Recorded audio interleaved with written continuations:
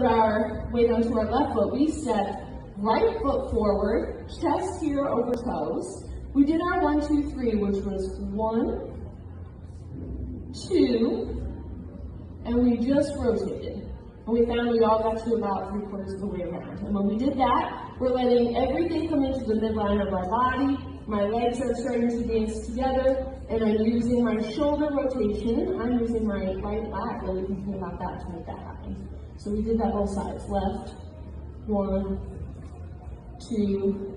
We talked about really trying to stay forward over the balls of our left foot on that one, especially if that's your non-dominant side. Then we applied that to the 2 steps. And the 2-step chaine always has a step that progresses and a step that rotates.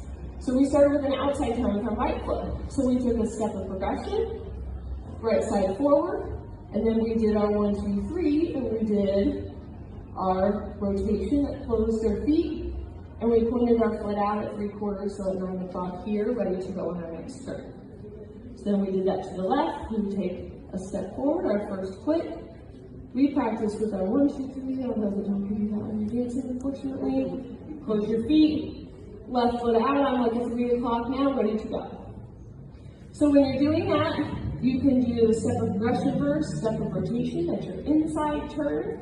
When you would do, if you're over here on a second slow, maybe as a follower, I'm going to prep slow, slow. Now I'm going to do an inside turn, so that's going to be my rotation first.